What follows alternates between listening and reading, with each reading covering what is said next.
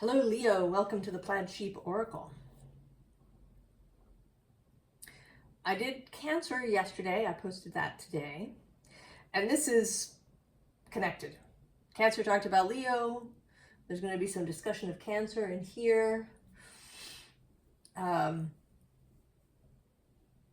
think that it's a little bit for all of us.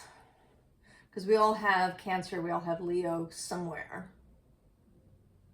And the folks who have these energies in abundance are going to kind of lead the way. They're going to be the ones where this is most obvious.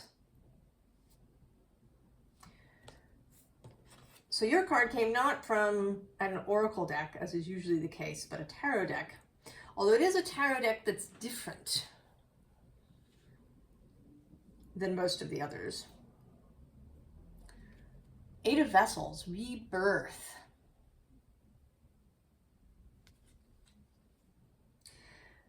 Now it's interesting because usually I like to focus on where we're going rather than where we've been. But this reading is focusing on that, kind of on that moment. The moment of the change, when we turn from one direction and start off in another. So it really wants to talk about this threshold space. It doesn't really want to talk about kind of the further out of where we're going. I presume that will come next. And that there's something about this moment of pivot, this moment of rebirth, that we want to just sit in for a little bit. And that could be because Mars is retrograde, or about to be. At the end of this year, on November 3rd, he enters your sign of Leo. Gets to about 6 degrees. And on December 6th, he turns around, goes back into Cancer all the way back to about 17 degrees. And then on February 23rd, he turns direct and heads back out. But he doesn't get back into Leo until April. And so there is, right, there's this time period, this space of transition that particularly Leo and Cancer are inhabiting. And it seems like one of the things that's happening, because I think a lot of things are, and if you talk to different people, they're going to highlight different things. But here, we're highlighting this idea of Cancer using more fire.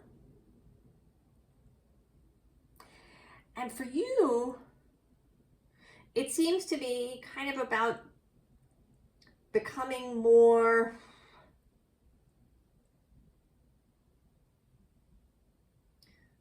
of a generalist, actually.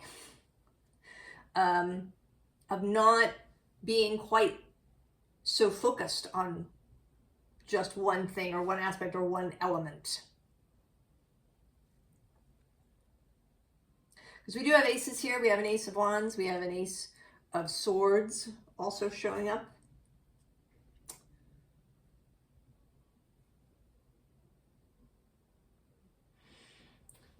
Now, at the bottom of this deck, the visible underlying, is this particular 10 of arrows. It's the 10 of swords, but it's not the usual. It isn't talking about the end. It's talking about the learning of the new. So this is this middle space.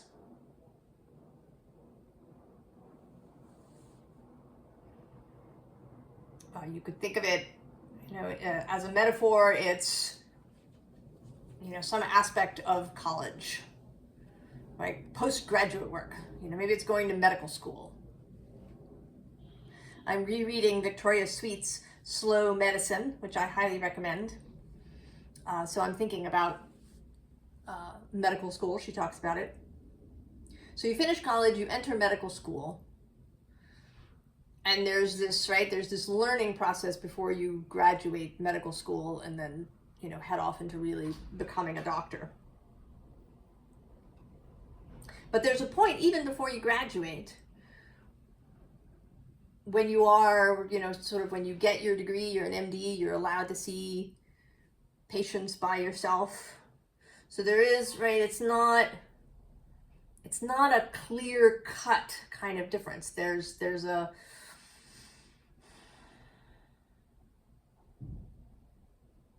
process and things blend into one another. But you are learning. And below that, interestingly, we have this Five of Vessels. The Five of Cups appears a couple more times before we get to the end. But this one is different than all the others, with this theme of ecstasy, of kind of setting your emotions free, of feeling ecstatic.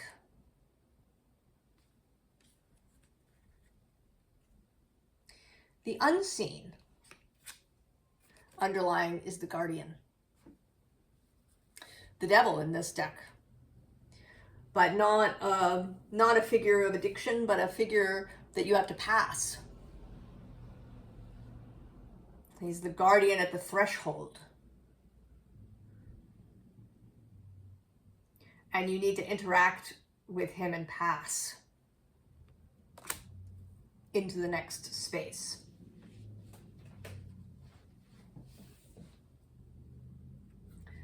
Our first card out here is the Sun, who's your planet. And I think what this wants to say out of the gate is that all is well. That you shouldn't see this as some sort of punishment or some sort of, you know, being held back a grade or something like that. All is well. This is for the purposes of seeing more clearly. Right? Because below that is this Seven of Swords, futility. It is not futility. Nor, incidentally, there's a Three of Wands here that says virtue. It's also not really about being virtuous. This is really more practical. This is a practical pause. The bottom of the deck has this Knight of Wands. And in this deck, in the Thoth deck, the Knights sit at the top in the King's slot. And he is associated with Sagittarius. So it's you, but you showing up maybe differently. In a more dynamic way. You know, Leo normally is seen, I see Leo as the bonfire, right? That people are attracted to, people come. But here there is this sense of going out too. And that may be that Mars influence. Mars doesn't like to sit. Just wait.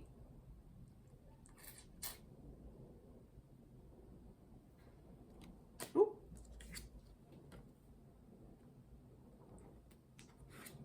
But then we have the Prince of Discs, the Knight of Pentacles. He's a very practical soul. Especially here, right? He's associated with Taurus and Bull. Very practical. And the next card is this Four of Wands, interestingly fire, but it's not very fiery, right? It says completion. And one could see in the Four of Wands both an end and a beginning. You know, if you see it as a marriage, right? You undergo this ceremony, you pass through the wands to the other side. It's the end of one life and the beginning of another. And there's this space in between.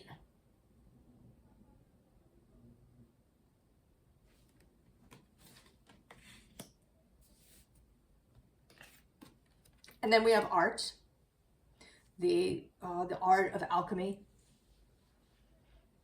blending things together to form other things. In this case, particularly water and fire, Cancer and Leo.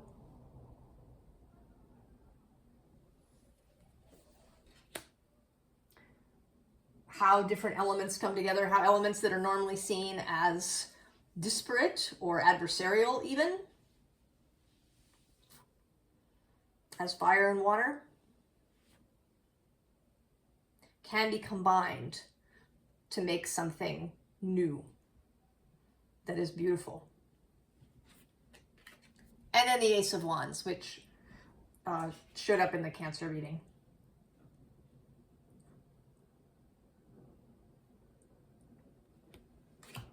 And there's actually two other cards, well, three, as we get, that showed up in the Cancer reading. You may want to go watch it, possibly. I don't talk about that often, sending people to other readings, but in this case,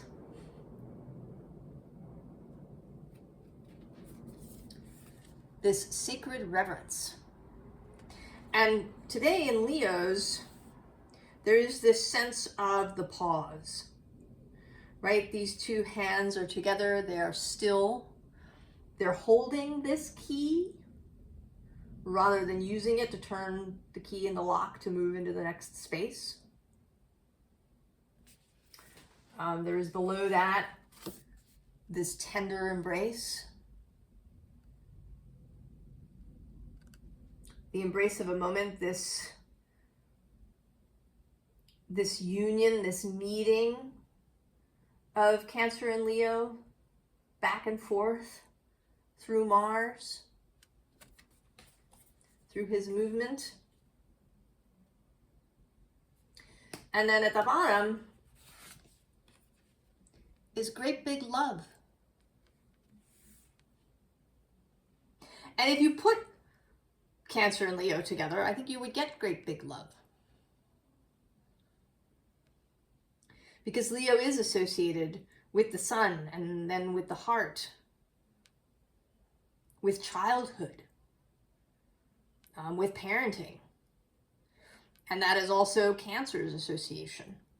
And I associate Cancer with childhood too, right? With that origin space, with, you know, how we were nurtured as children. So there is a real affinity between them.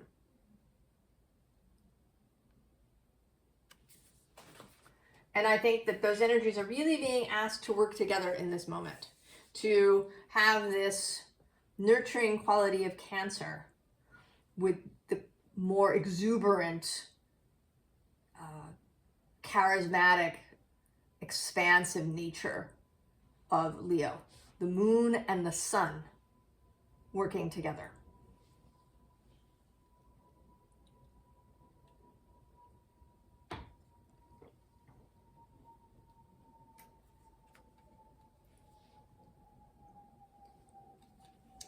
So we have uncharted sea. The place we haven't gone before. You know, we don't know yet what it means. We don't get to see yet where we're going. This is this middle space.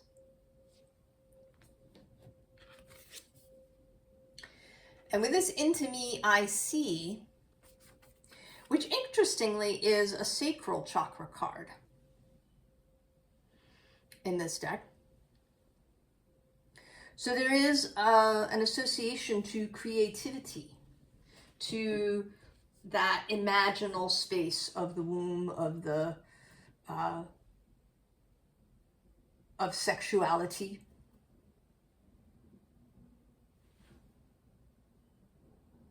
The womb as a kind of place of fire and water, because it is a watery space in the amniotic fluid, but there is the spark of life. And then this card was also in Cancer's reading, Body and Soul.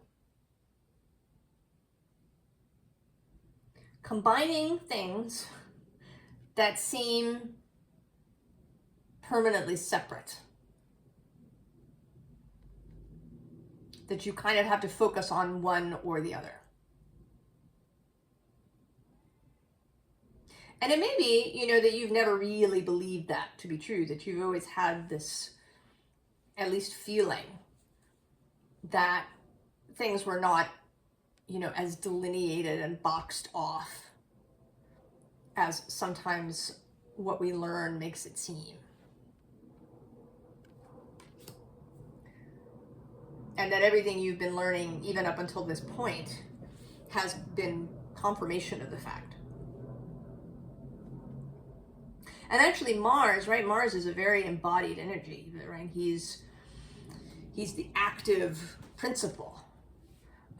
Somebody did an astrological kind of data mining thing where they got as many sort of astrological natal charts as they could find, ones that had an ascendant. And they found that in many cases, that people who were very athletic, who had a lot of athletic prowess, you know, won medals and all of, you know, were famous for their athleticism, often had Mars quite close, within 60 degrees of the ascendant to either side. And the sign wasn't necessarily important. It was this relationship to the ascendant. So Mars is really active. You know, I think of Mars as the muscle and sinew of the body. You know, that which shoots the runner off from the starting block. So it makes sense that as he moves through here, that he may want to talk about this union of body and soul. And through these signs that are strong, right, with the luminaries, the moon and the sun. Right, really spiritual, right? We think of the moon particularly, right, as this spiritual energy. Well, how does it connect to the body? So then we have the Five of Cups. This also was here in this position in the Cancer reading with the Four of Cups below.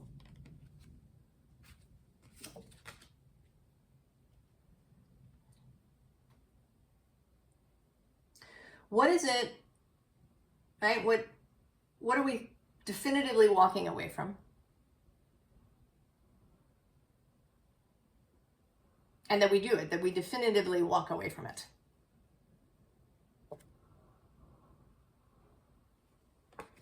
Because again, at the bottom of the deck here is the Prince of Discs again, the Prince of Pentacles.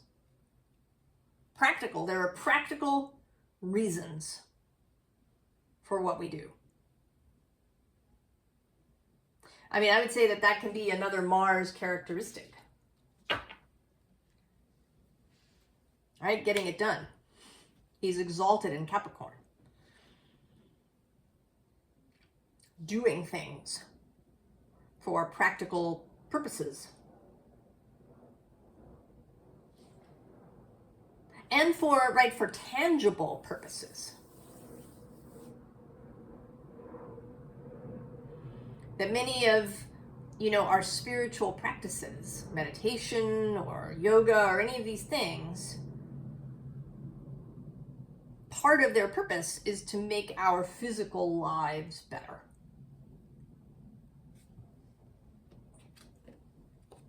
Princess of Swords, new information.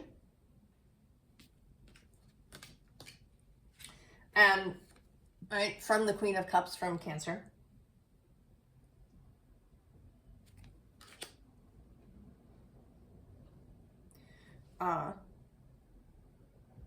Maybe new information about how emotions inform our lives.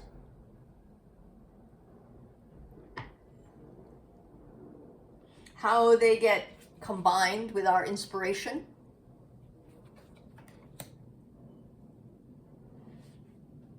Right, the sacral chakra and the heart chakra kind of, if you bring them to each other, you end up in the solar plexus, the site of the will.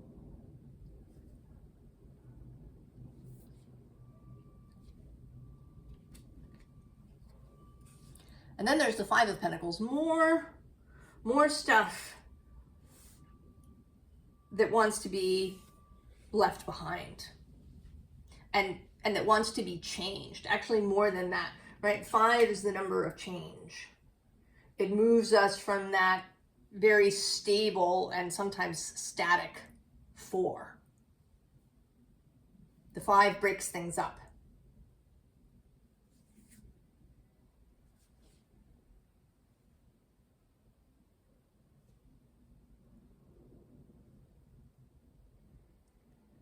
And we have a number of 5s showing up here. The Arch Temperance card is 5. When you combine the numbers, we have the 4 of Wands and then the 1, adding up to a 5. Body and Soul is a 5. There's the 5 of Cups, the 5 of Pentacles. We're going to run into a couple of more 5s before we're done. So change, right? And that moment of change, the moment of the pivot, the moment of the shift from one thing to another. And that we don't rush it. Right? The Ace of Swords here is here in the ground. Bringing ideas into the physical.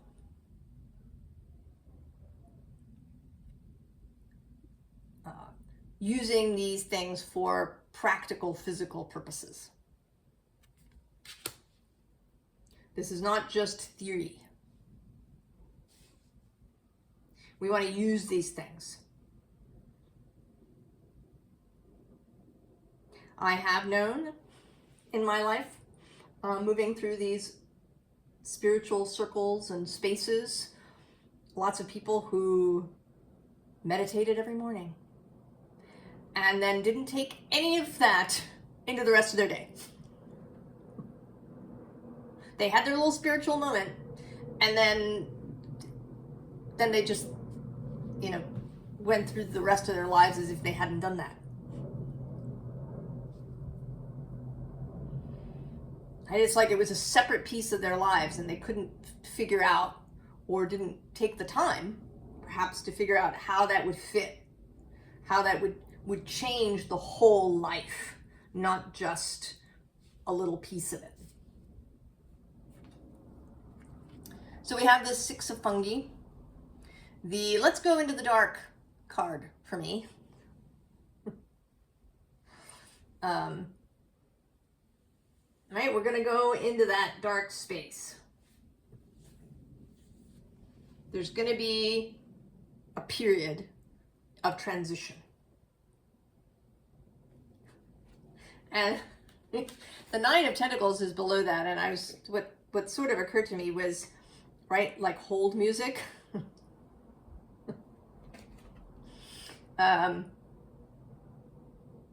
That things maybe, right, actions, activities, results, new things, maybe a little bit on hold. But below that is this 10 of Pentacles. So you aren't actually meant, right, even if you're on hold, to just sit there. I think you're meant to sort of explore this space, to spend time in this, right, in this instruction period. To maybe do a little experimenting here and there about, how you can infuse more of your life, perhaps with more emotional content. Maybe you're increasing your empathy towards other people. Maybe you're spending a little time teaching even, right? Because that's the other half of the instruction. That you may be receiving instruction, but also that you may be giving it.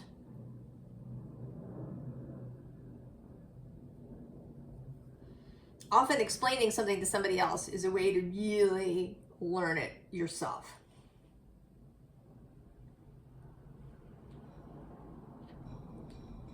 Right here out on this uncharted sea, before we know quite what the next, right, before the next really inspired forward action happens.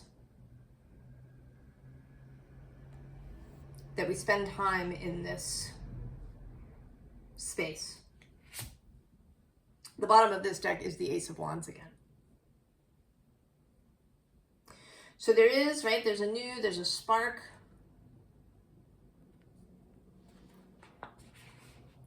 And we're taking our time. Because then we have the Hermit. Taking time. Considering. Here with a different Ten of Swords, the Ten of Aether. You know, I often say that you shouldn't, right, you shouldn't hang around the corpse. But there may be a little bit of grief involved in some of the things that you've left behind, walked away from. That this period will allow you to process. You're not really, right, you're not going to go back and rehash everything all over again. But you can take some time to grieve what is lost, or, you know, what you've decided not to choose.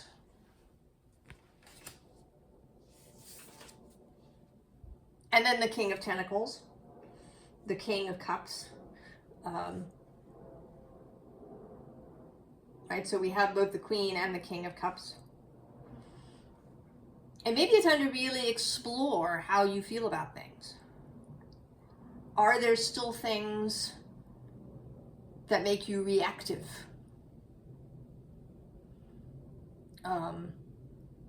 You know, and I don't mean that some things are very sad and might make you cry. Or, you know, that something happens in the world that makes you angry. But when it's really like a stab, right? When you get that Three of Swords, swords in the heart kind of feeling, when you feel really reactive. You know, finding any of those places that remain. And then the Five of Aether. And this today seems like getting comfortable with chaos.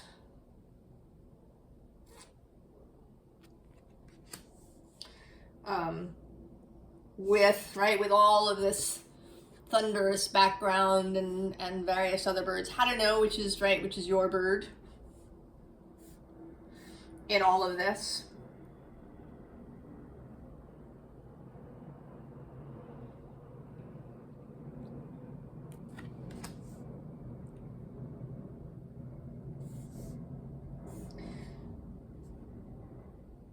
Now, I wasn't sure that I would go through this, but I think I will.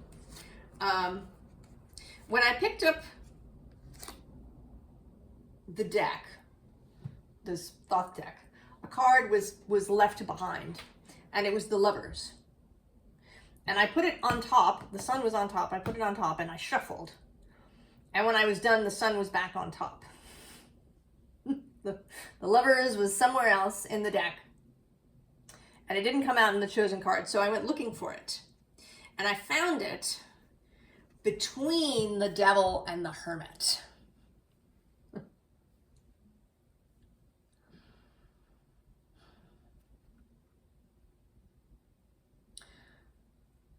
So this Devil energy, right? We have the Guardian here. We have the Devil here. He's going to come out one more time.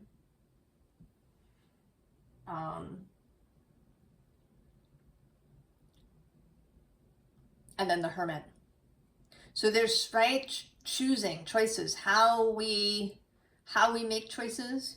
Do we make them from our own personal sovereignty, from what we know is ours, from our star, from a place of love? Or do we make choices from fear, from rage, from reactivity, from our coping mechanisms? And then the other card I went looking for two more. The other was the Prince of Wands in this deck, who is Leo. And I found him between the Princess of Discs, the Page of Pentacles, and Judgment, the new Aeon. So he's in the learning phase.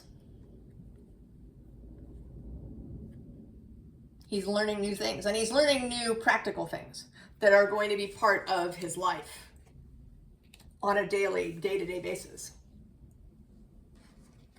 And then the last card I looked for in that deck is the Strength card, which is Lust in that deck.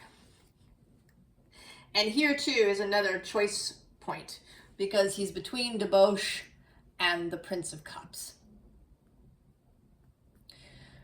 Often people talk about how a path of pure pleasure will lead you astray, right? Because pleasure is scrolling for hours on social media, or, you know, eating 4 slices of cake, or something like that. And I say that that is wrong. That is a surface kind of pleasure. That is numbing. That is actually not pleasure. It feels like relief because we turn emotions down. It's numbing, not pleasure, right? It's debauchery. It's descending into something that is unhealthy because we feel better, right? Rather than that heightened, constant sense of anxiety or fear or anger or whatever it is we got going, there's a relief because we don't feel that anymore, right? It's numbing, not pleasure. Real pleasure, what fills one, right, fills the senses, fills the body with a sense of joy and expansiveness, right? The Prince of Cups version of lust.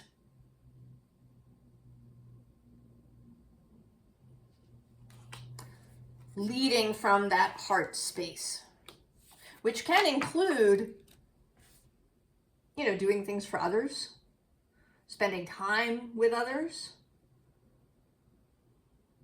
I would argue that most people feel a lot of pleasure to be with somebody that they love, but not if, you know, if they're all filled with anxiety and fear and think that the other person doesn't love them and they're all up in their head, then they're not, right? That pleasure is missing. Instead, they're going to go and eat the, you know, bag of cookies or spend the 5 hours scrolling through Instagram. Real pleasure involves some vulnerability. It involves willingness to feel all kinds of things.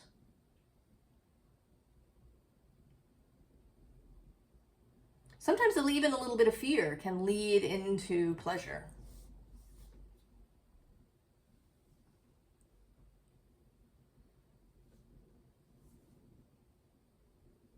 So there is a call here to, right, to follow real pleasure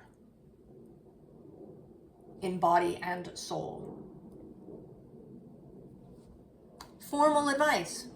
First of all, this 3 of emotions, which usually means, and it does here for me, a kind of internal unity,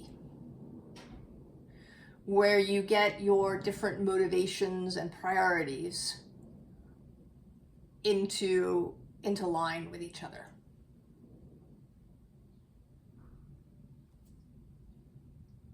A united will. And this is, right, you don't stay in this forever. This is a, you know, something that you come back to. But that's important. And right below that, we have the devil. So knowing, right, knowing that there's stuff in the world that can manipulate you, even on purpose or just incidentally. Having internal awareness. Below that, this Queen of Pentacles, who is my Dare You card. I dare you to choose the thing you love. I dare you to follow that Prince of Cups rather than the numbing. She also is kind of being Venus here. There is a presence of Venus for me running through this a little bit. She was in Leo last summer for about 4 months. So I think she left her signature there. She's been leaving it with the other signs and with all the planets she's connected with. She's connected with Mars. She is trine Mars at the moment, along with Saturn. And a week after Mars turns direct, he turns direct February 23rd, March 1st, Venus stations retrograde in Aries. At about 10 degrees of Aries, which is where, right, that was opposite the point of this last Libra new moon. And Libra is Venus's planet. So she stations retrograde opposite the point where we just had this eclipse new moon. And interestingly, I'm just noticing now, right, the bottom of this deck is the 10 of materials, and that's 10 degrees. So there are connections. There are always connections. Astrology is not, sometimes we can get this sense, right, of just a series of things happening. You know, this aspect happens, and then this aspect happens, and this aspect happens.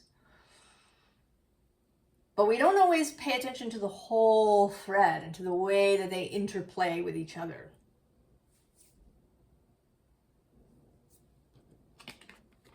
Five of Voices, right? Bringing the mind into coherence with that olive branch.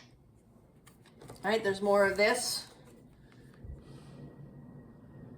Becoming comfortable too. Knowing how to be yourself coherent when the outside may be bananas. 9 of Pentacles. This genuine pleasure as a guide.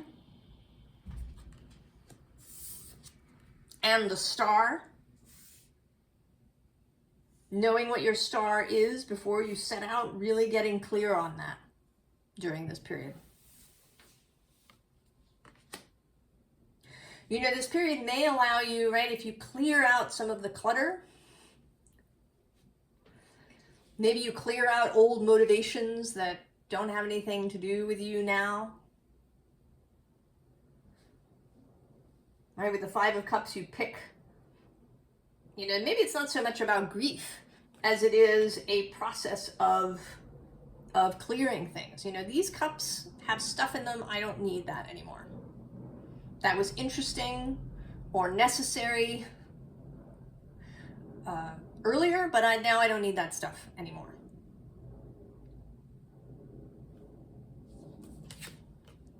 And so then we have the 5 of Emotions, the 5 of Cups repeating.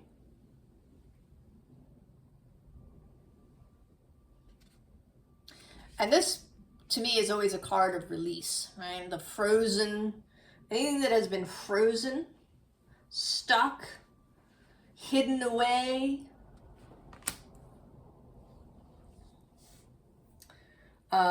If you are Leo rising, then this retrograde is happening through your 12th house. Probably. It may be clearing out, releasing things that have been frozen, that can now run. And once they're released, then you can let them go.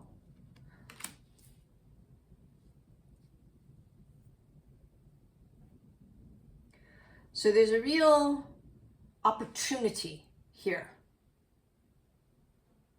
The opportunity in the pause, in the in-between space, right? In the in-between space of the rebirth, right in this liminal threshold space. while you're still on the uncharted sea.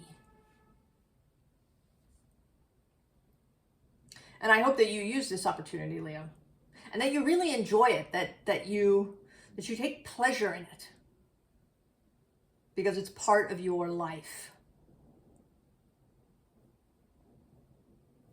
I wish you the very, very best, Leo, and I will see you next time. So long.